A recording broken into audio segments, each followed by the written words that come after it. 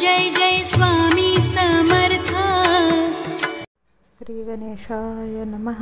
श्री स्वामी समर्थ।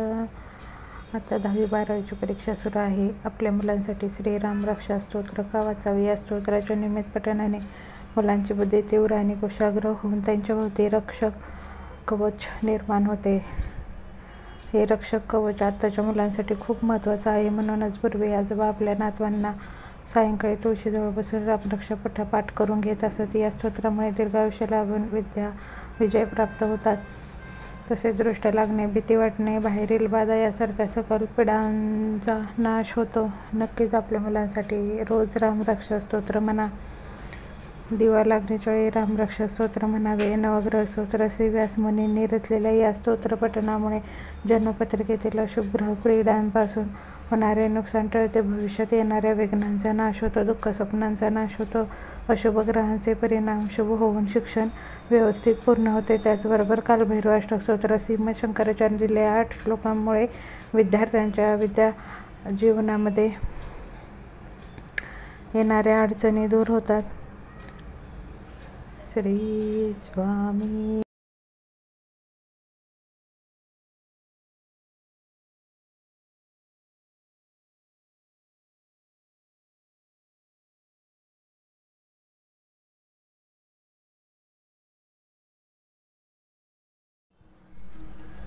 अडचणी दूर होऊन प्रसन्न चित्ताने अभ्यास होण्यास मदत होते. त्यामुळे रोज रात्री नाडीवर या स्तोत्राचा किमान 1 पाठ तरी अवश्य करावा. कालभैरव अष्टक रोज रात्री 10 नंतर वाचावे.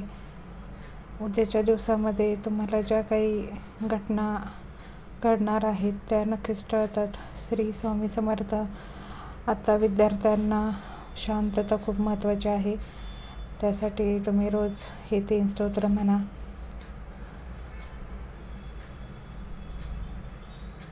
सरस्वती मातेची रोज पूजा करावी. श्रीराम रक्षा स्तोत्र. श्री गणेशाय नमः.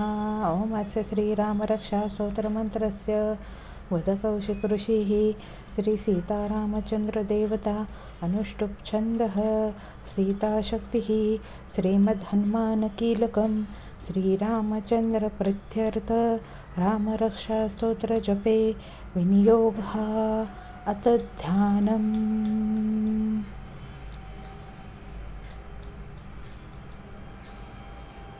10 दाजानुभावो धृतशरधनुष्य बद्ध पद्मासनस्थं पीतं वासं वसानं नवकमलदलस्पर्धिनेत्रं प्रसन्नं वामाकारूढ सीतामुखकम्मिल्लोचनं नीरदाभम्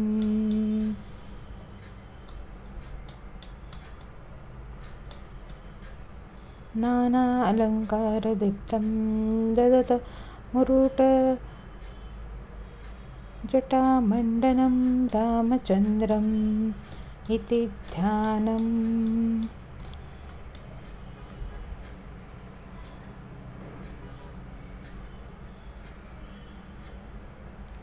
चरितं रघुनाथस्य शतकोटिप्रविस्तरम्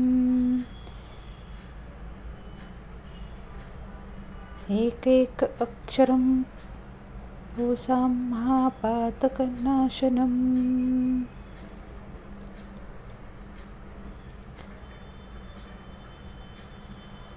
ध्यायेत्वा नीलोत्पलश्यामं रामं राजीवलोचनं जानकी लक्ष्मणोपेतं जटामुकुटं मण्डितम्.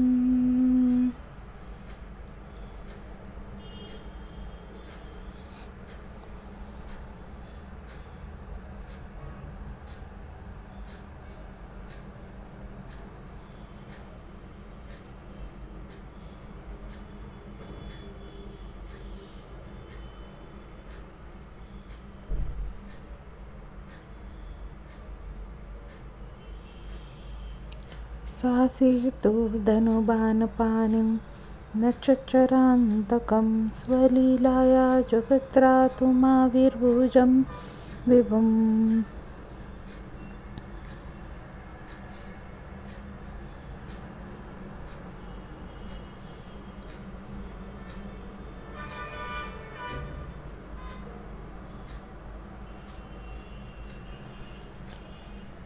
रामरक्षां प्रटेत् प्राज्ञां पापग्नि सर्वकामदां शिरो मे राघवा पातु बालं दशरथात्मजः।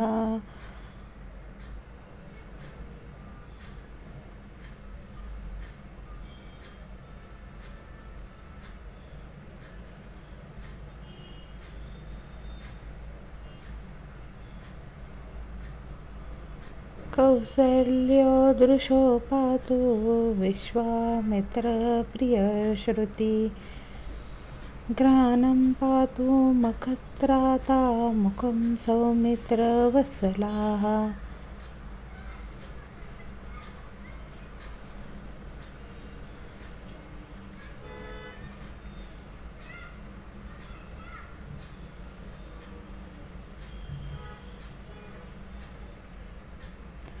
जिह्वां विद्यानिधि पातु कण्ठं भरतवन्दिताः।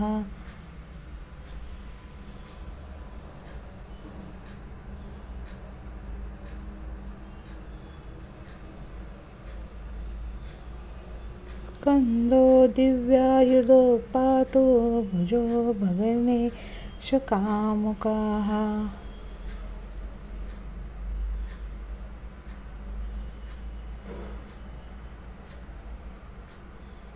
करो सीतापतिः पातु हृदयं जाम्बदिग्नजित। मध्यं पातु खरध्वंसी नाभिं जाम्बवदश्रयः।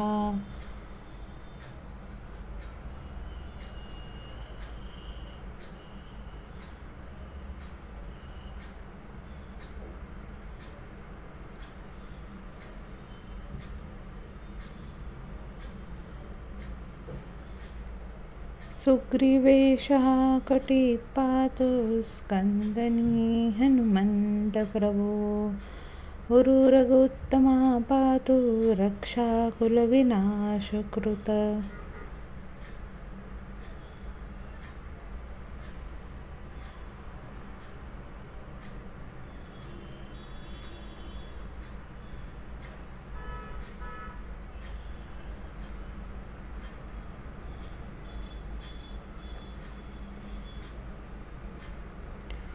जानुनी सेतु कृतपातो जडगे दशमुखन्तकं पादो विभीषणश्रीतः पातो रामोऽखिलं वपुः।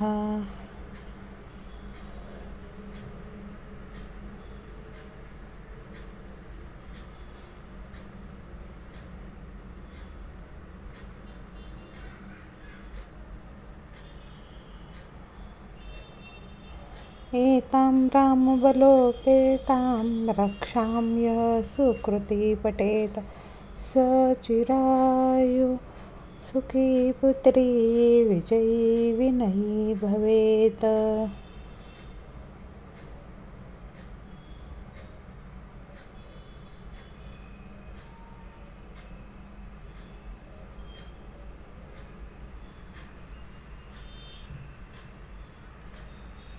पातालभूतलव्यं चारिण्यचद्दचारिणः न दृष्टमपि शक्तिश्च रक्षतिं रामनामाभिः।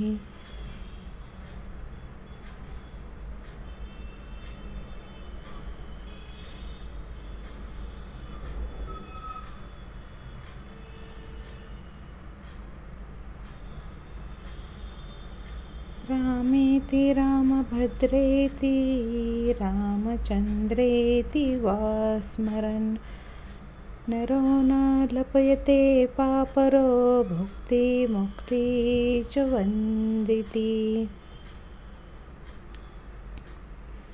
भुक्तिमुक्ति च विन्दति।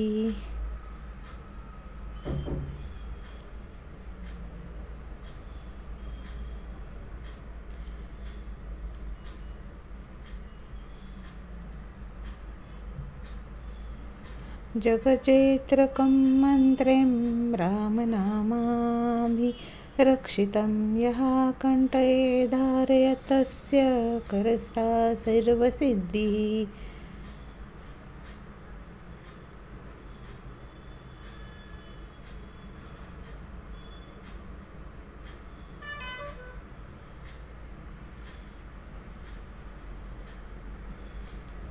वज्रपत्रजरनामेद यो रामकवचं स्मरेत्।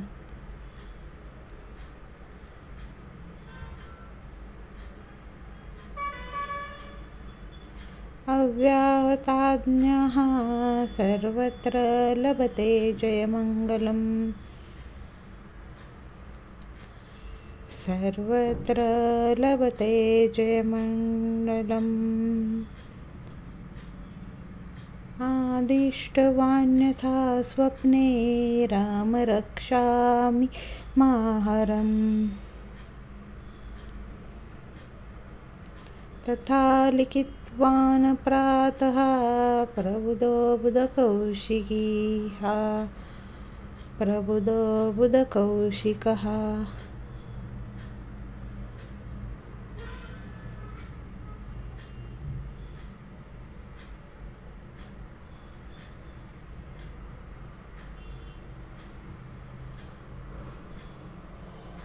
रामः कल्पवृक्षाणां विरामः सकलपदाम्।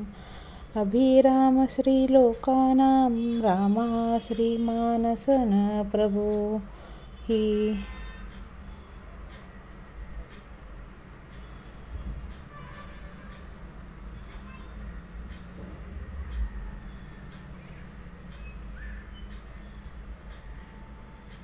तरुण्योर्पसम्पन्नो सुकुमारो महाबलो।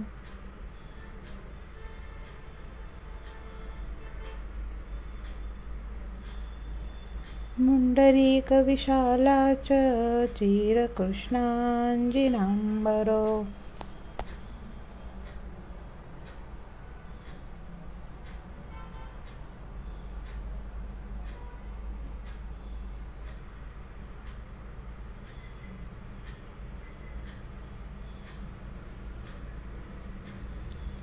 फलमूलाशीनो दान्तो तापसो ब्रह्मचारिणी। पुत्रो दशरथस्थो भ्रातरो रामलक्ष्मणो।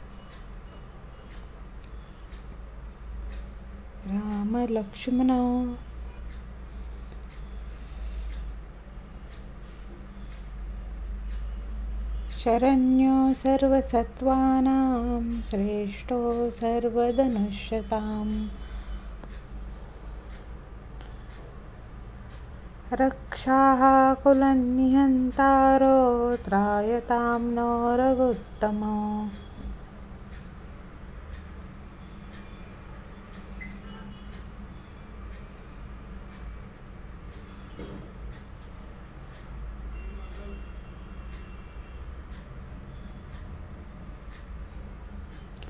आस्तसा च धनुषा विपृश्य वक्षया शृङ्गनिधृघ्नो रक्षणाय मम रामलक्ष्मणावग्रतः पतति सदैव गच्छताम्।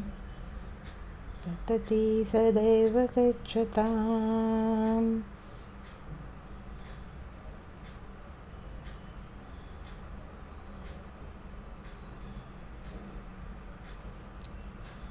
सनद्वा कवची खड्गी चापबाणो धरायो।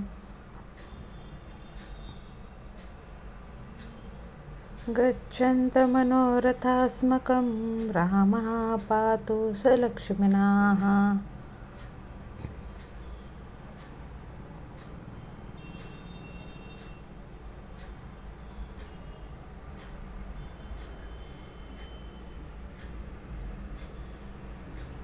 रामो दशरथिः शिरो लक्ष्मणो चरो बली।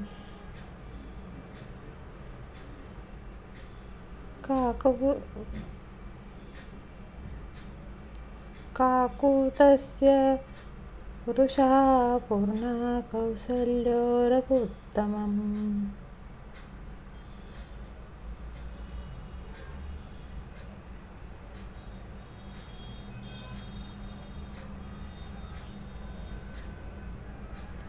वेदान्तविद्या यज्ञेशः पुराणपुरुषोत्तमः। जानकीवल्लभा श्रीमान् प्रमेय पराक्रमः।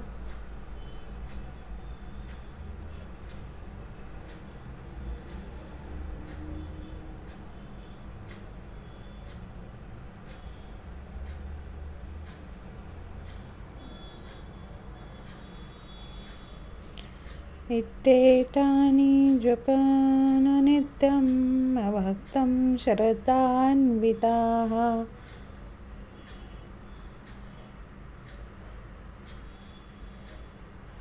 अश्वमेधादिकं पुण्यं सम्प्राप्नोति न संशयः।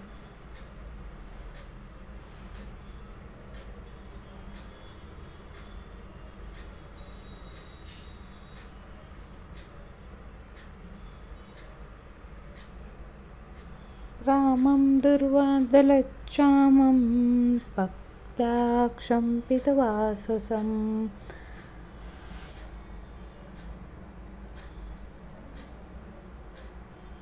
सुवन्तिं नामभिदेवैरनं ते संसारिणो नरः।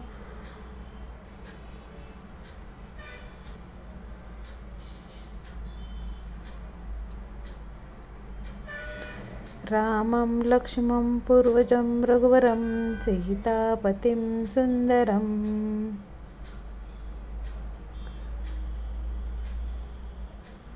काकुत्स्थं करुणावर्णं गुणनिधिं विप्रप्रियं धार्मिकम्।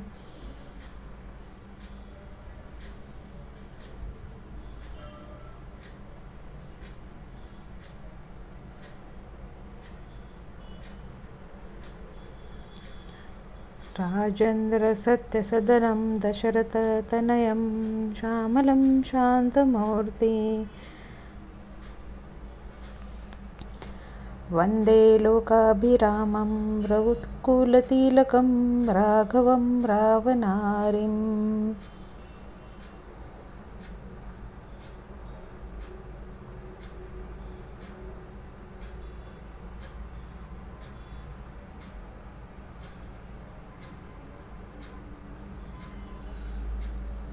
रामाय रामभद्राय रामचन्द्राय वेधसे। रघुनाथाय नाथाय सीतायाः पतये नमः।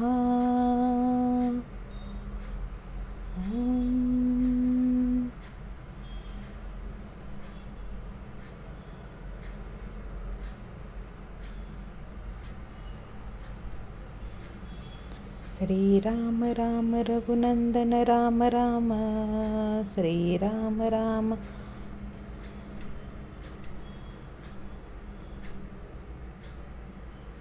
भरताग्रज राम राम।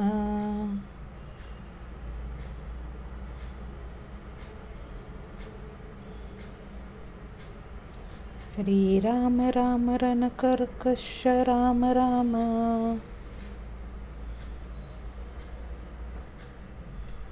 श्रीराम राम शरणं भव राम राम।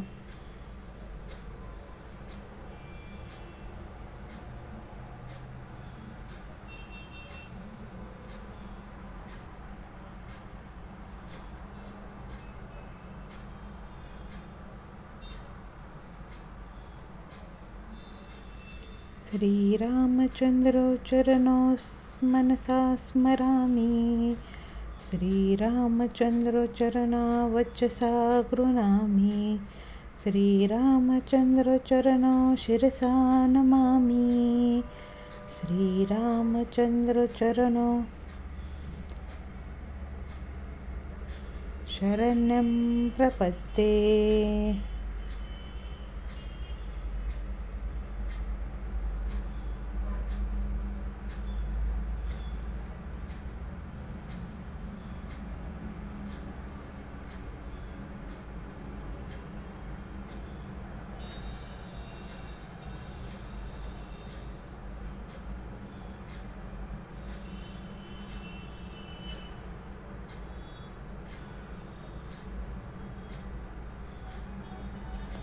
माता रामो मत्पिता रामचन्द्रः स्वामी रामो मत्सखा रामचन्द्रः सर्वस्वे मे रामचन्द्रो दयालुज्ञार्णम्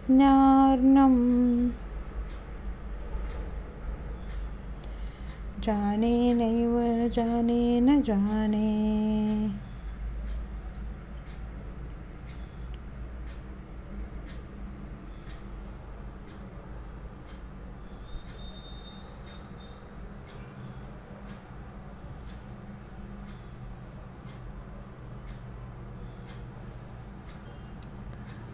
दक्षिणे लक्ष्मणो यस्य वामे तु जानकात्मजा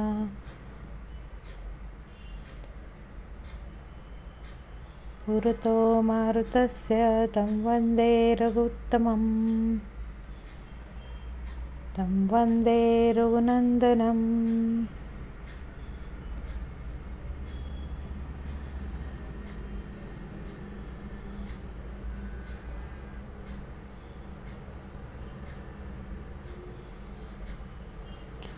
लोकाभिरामं रणरङ्गधीरं राजोनेत्रं रघुवंशनाथं कारुण्यरूपं करुणाकरं तं श्रीरामचन्द्रं शरणं प्रपद्ये।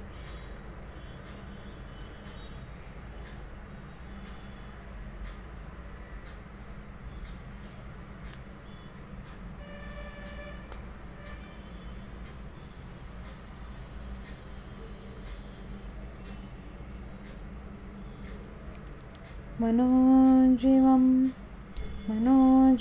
मारुततुल्यवेगं जितेन्द्रं बुद्धिमता वरिष्ठं वातात्मजं वानरयूथमुखं श्रीरामदूतं शरणं प्रपद्ये।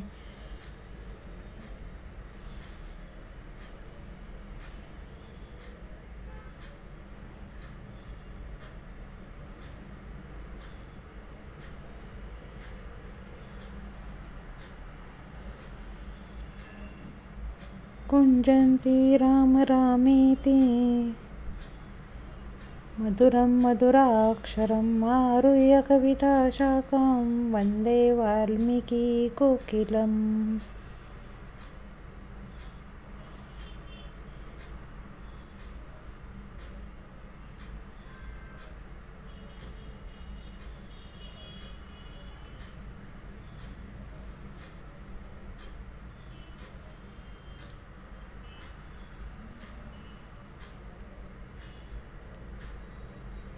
आपदामपहर्तारं दातारं सर्वसम्पदां लोकाभिरामं श्रीरामं भूयो भूयो नमाम्यहम्।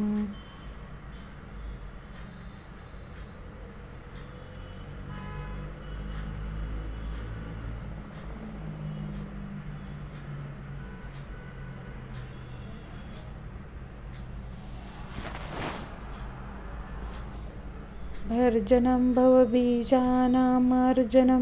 सुखसम्पदं तर्जनं यमदूतानां राम रामेति गर्जनम्।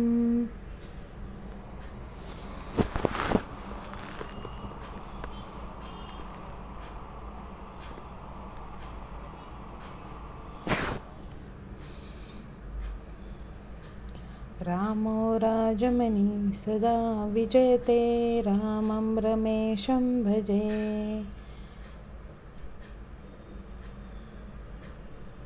रामेणाभीता निशाचरचमो रामाय तस्मै नमः।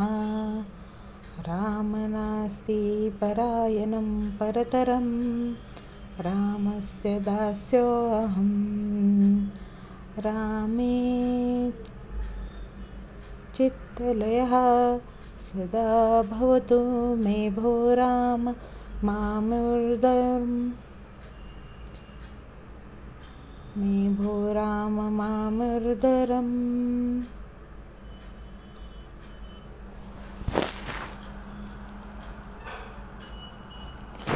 राम रामेति रामेति रमे रामे मनोरमे।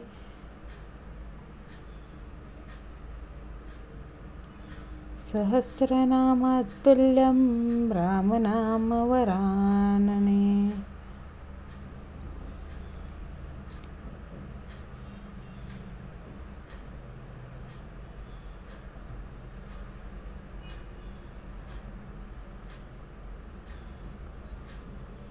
इति श्रीबुधकौशिकविरचितं श्रीरामरक्षास्तोत्रं सम्पूर्णम्। श्रीसीतारामचन्द्रार्पणमस्तु। श्रीसीतारामचन्द्रार्पणमस्तु। श्री स्वामी समर्थ। श्री स्वामी समर्थ। नवग्रह स्तोत्र।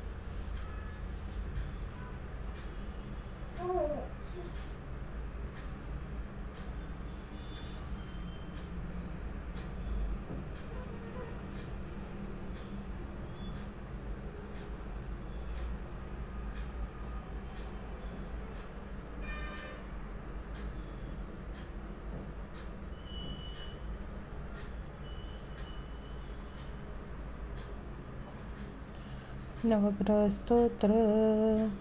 श्री स्वामी समर्थ। श्री गणेशाय नमः। जपाकुसुमसंकाशं काश्यपेयं महागुतिं तमोरिं सर्वपापघ्नं प्रणतोऽस्मि दिवाकरं। ददिति शङ्खतुषाराभं क्षीरोदावर्णसम्भवं नमामि शशिनं सोमं शम्भुटमुकुटं भूषणम्। शम्भो मुकुटभूषणम्।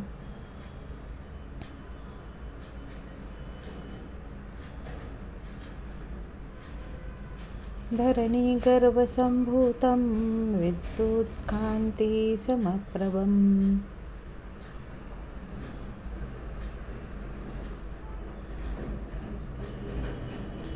कुमारं शक्तिहस्तं च मङ्गलं प्रणमाम्यहम्। मङ्गलं प्रणमाम्यहम्।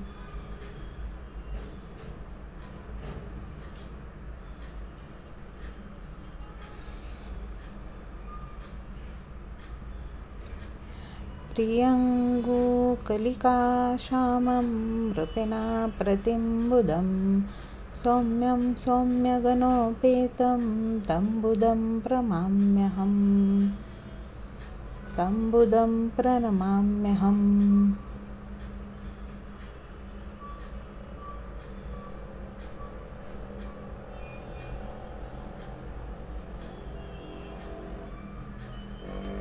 देवानां च ऋषीणां च गुरुकाञ्चं सन्भे।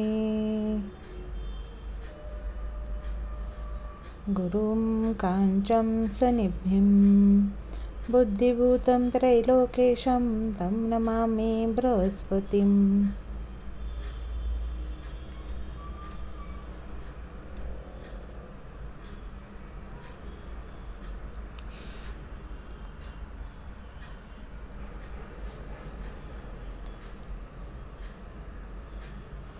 हेमकुन्दमृणालाभं दैत्यानां परं गुरुं सर्वशास्त्रप्रवक्तारं भार्गवं प्रणमाम्यहम्। भार्गवं प्रणमाम्यहम्।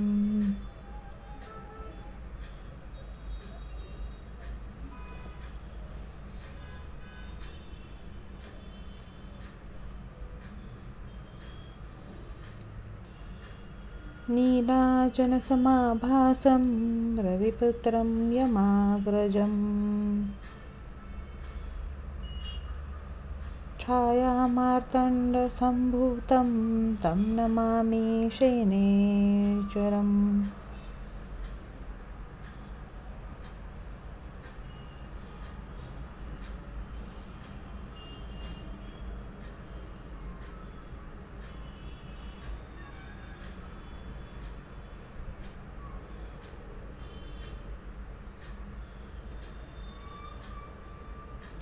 अर्धकायं महावीर्यं चन्द्रादित्यविमर्दनं सिंहकागर्भसम्भूतं तं राहुं प्रणमाम्यहम्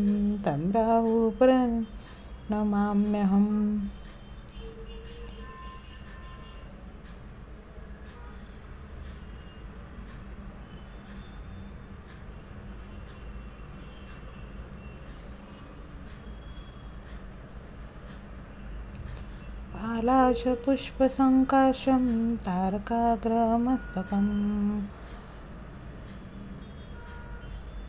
रौद्रं रौद्रात्मकं घोरं तं केतु प्रणमाम्यहम्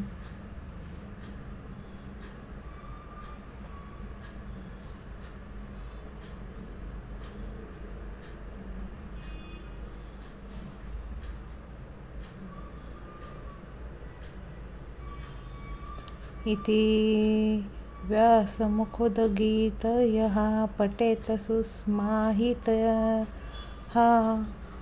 दिवा वा यदि वा रात्रो विघ्नशान्ति भविष्यति।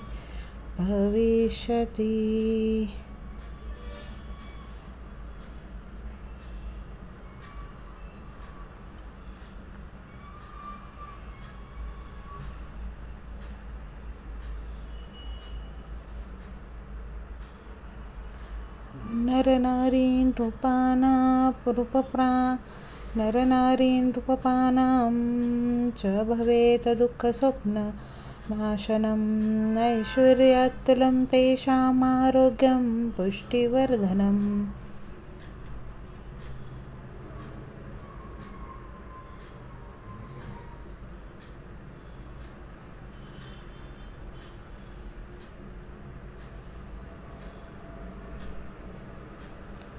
ग्रहनक्षत्रजा पीडा सतस्कराग्नि सम्भूत्वा ताः सर्वः प्रशमयान्ति व्यासोद्धृतेन संशयः।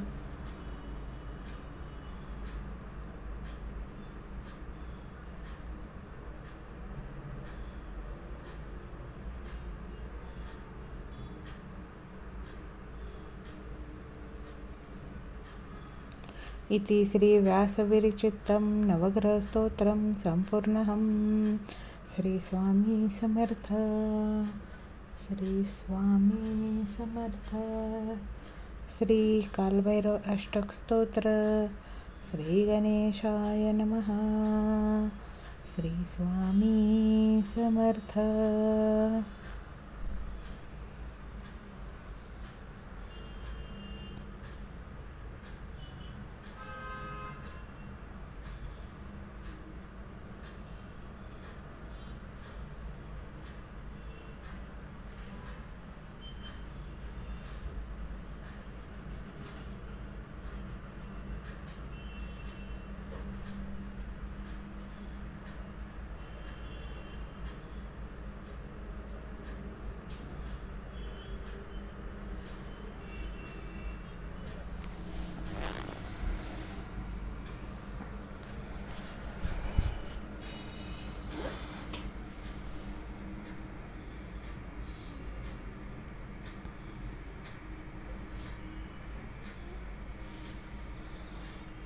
श्री कालभैरवाष्टक स्तोत्र।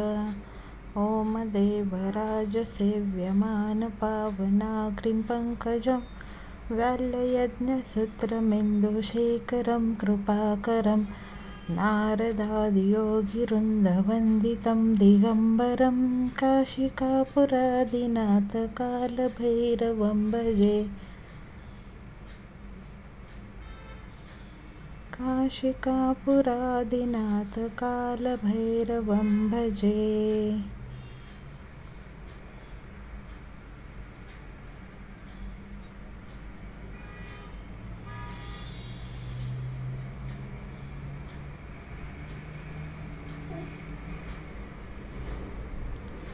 भानुकोटिभास्करं भवाब्धितारकं परं नीलकण्ठमिपिसार्धदायकं त्रिलोचनम्।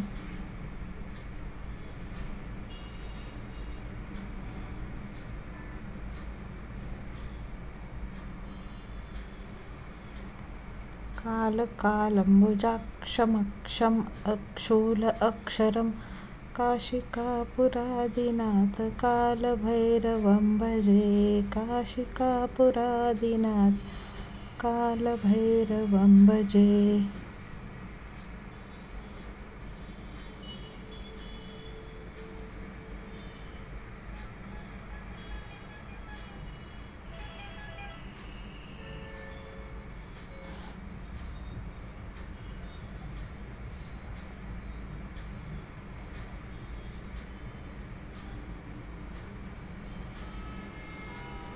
शूलटङ्कपाशदण्डपाणिमादिकारणं श्यामकायमादिदेवक्षरं निरामयं भीमविक्रमं प्रभु विचित्रताण्डवं प्रियं।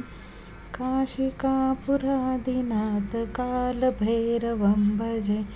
कालभैरवं भजे। काशिकापुरादिनाथ कालभैरवं भजे।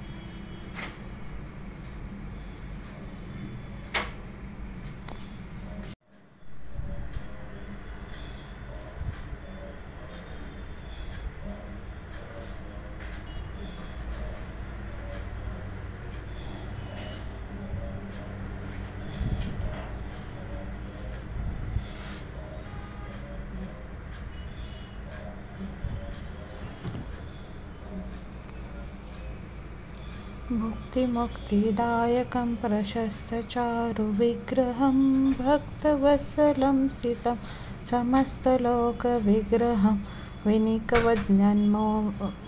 विनिकवज्ञन्मनो हेमाङ्किं सत्कटिं काशिकापुरादिनाथ कालभैरवं भजे। काशिकापुरादिनाथ कालभैरवं भजे।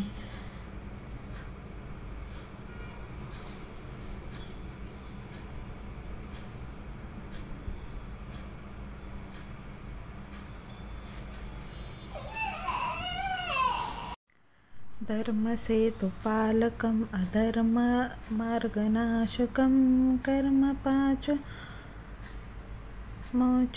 सुशर्मदायकं विभु सवर्णवर्णशेषपाशशोभिताङ्गमण्डलं काशिकापुरादिनाथ कालभैरवं भजे। सुवर्णवर्णशेषपाशशोभिताङ्गमण्डलं काशिकापुरादिनाथ कालभैरवं भजे। काशिकापुरादिनाथ कालभैरवं भजे।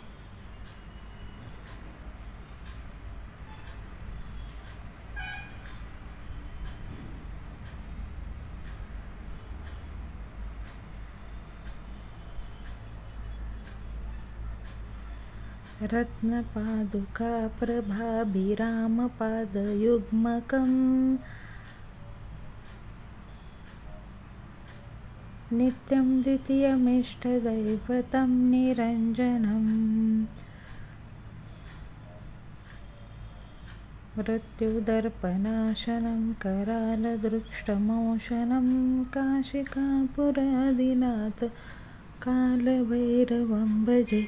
मृत्युदर्पनाशनं करालदृष्टमोशनं काशिकापुरादिनाथ कालभैरवं भजे।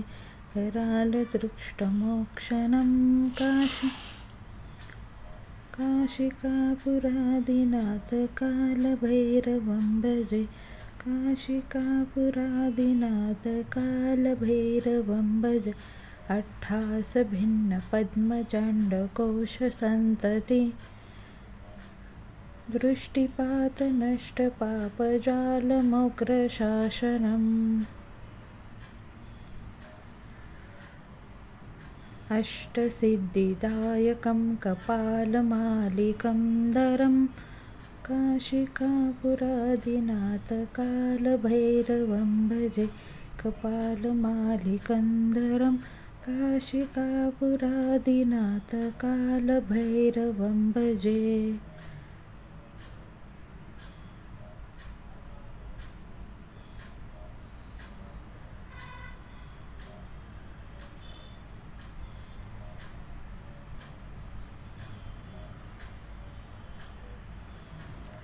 भूतसंगनायकं विशालकीर्तिदायकं काशीवास पुण्यपाप काशिकावास लोकपुण्यपापशोधकं विभुं नीतिमार्गकोविदं पुरातनं जगत्पतिं काशिकापुरादिनाथ कालभैरवं भजे नीतिमार्गकोविदं पुरातनं जगत्पतिं काशिकापुरादिनाथ कालभैरवं भजे।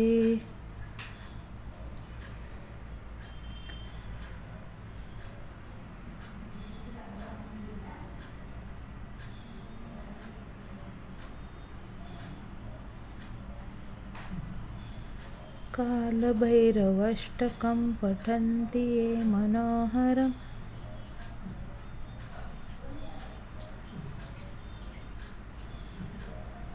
ज्ञानमुक्तिसाधनं विचित्रपुण्यवर्धनम्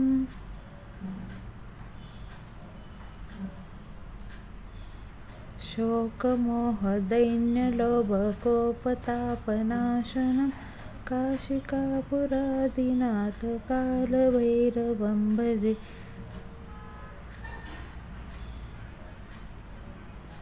ते प्रयान्ति कालभैरवसागरिसान्निध्यं ध्रुवं काशिकापुरादिनाथ कालभैरवं भजे। इति श्रीमत्शंकराचार्यविरचितं कालभैरवाष्टकं सम्पूर्णम्। श्री स्वामी समर्थ, श्री स्वामी समर्थ, श्री स्वामी समर्थ, श्री स्वामी समर्थ, श्री स्वामी समर्थ, श्री स्वामी समर्थ, श्री स्वामी समर्थ, श्री स्वामी समर्थ, श्री स्वामी समर्थ, श्री स्वामी समर्थ, श्री स्वामी समर्थ। आपल्या आता लहान लहान मुलांची 10वी-12वीची परीक्षा सुरू आहे. छोट्या छोट्या मुलांची ही परीक्षा सुरू आहे. सर्वांच्या परीक्षेसाठी खूप शुभेच्छा आणि हे स्तोत्र पठण नक्की करा. तुम्ही केलेला अभ्यास स्मरणात राहतो. आपल्याला कधी कधी खूप भीती वाटत असते की आपल्याला पेपर कसा जाणार. तर तुम्ही हे स्तोत्र म्हणा, नक्कीच तुम्हाला भीती वाटणार नाही आणि तुमचा पेपर खूप व्यवस्थित जाईल. सर्वांना परीक्षेसाठी, सर्व विद्यार्थ्यांना परीक्षेसाठी हार्दिक हार्दिक शुभेच्छा. श्री स्वामी समर्थ, श्री स्वामी समर्थ, श्री स्वामी समर्थ, श्री स्वामी